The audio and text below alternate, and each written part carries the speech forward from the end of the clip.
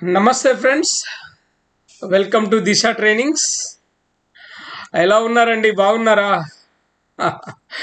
Right, okay. So friends, good news చెప్పాను, గుర్తుందా?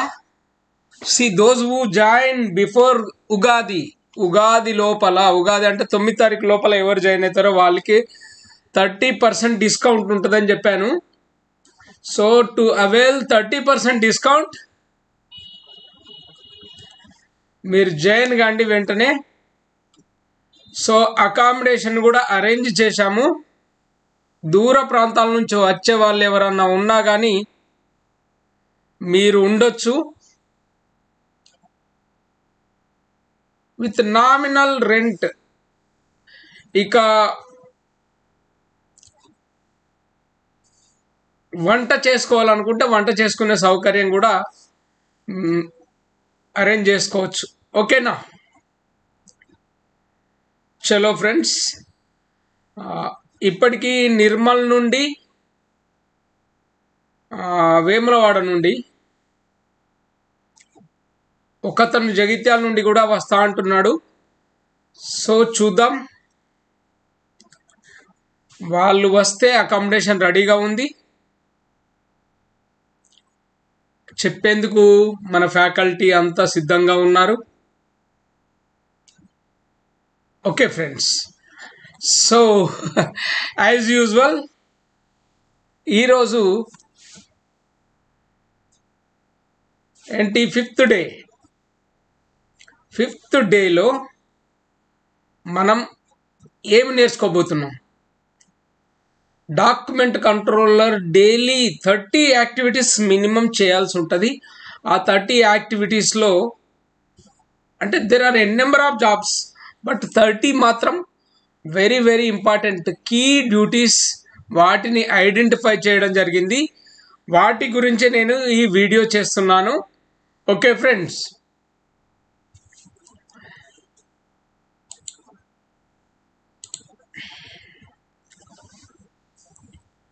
So document review process. Establish a workflow for document review and approval by relevant stake holders. See document review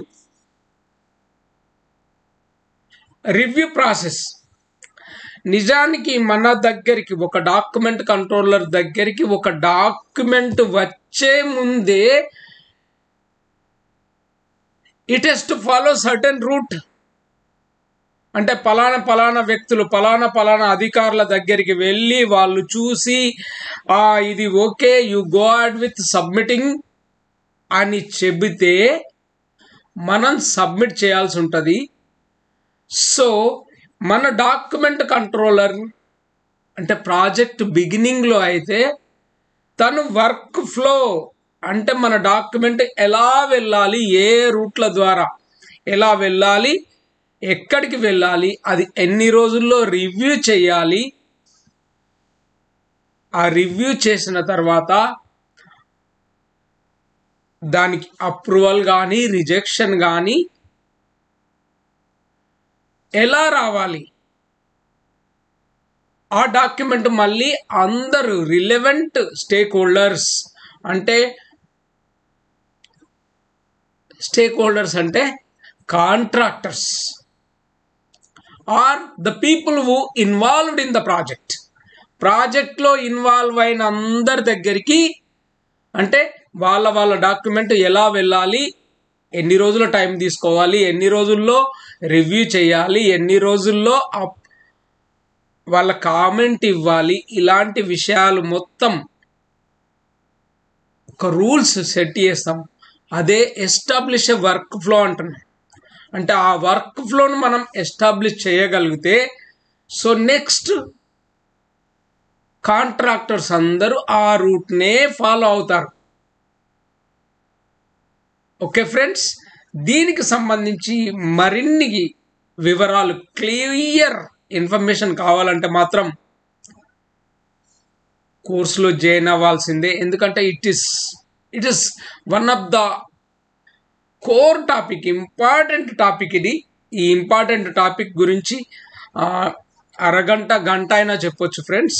okay, anyway మీకు ఇప్పటి వరకు నేను అందించిన ఈ వీడియోలో మీకు చాలా విషయాలు అర్థమై ఉంటాయి. అండ్ చాలామంది చూస్తున్నారు. నేను పొద్దున్న లేసేసరికి 12కు అప్లోడ్ అవుతుంది కదా, పొద్దున్న లేసేసరికి చాలామంది ఒక 15-20 మంది చూస్తున్నారు. I'm so happy friends. At least you are learning something.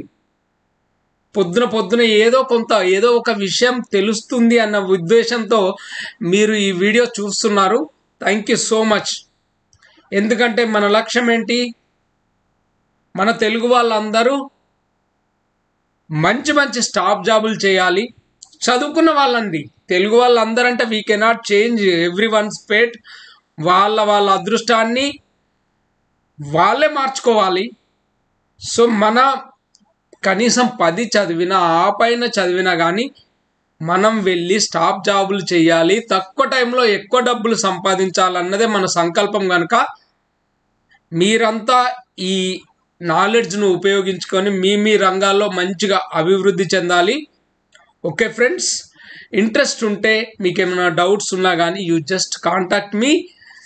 మన వాట్సాప్ నెంబర్ తెలుసు కదా, ఇది వాట్సాప్ నెంబర్.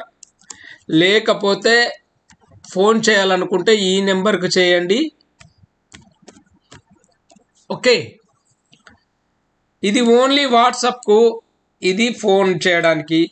మీకు అర్జెన్సీని బట్టి మీరు నాకు కాంటాక్ట్ కావచ్చు. ఓకే ఫ్రెండ్స్, నేనేమనుకున్నానంటే ఈ వీడియోస్ ఎక్కువ ఇన్ఫర్మేషన్ ఇవ్వకుండా తక్కువలో ఒక 3 నిమిషాల్లోపే అయిపోవాలనుకున్నాను. కానీ ఒక 1.5 minute నేను నా సోది చెప్పడానికే, నాది ప్రమోట్ చేసుకోవడానికే చెప్తున్నాను. సో అసలు విషయం చెప్పాలి కనుక it is extended. Anyway, thank you so much. God bless you. Take care. Bye bye.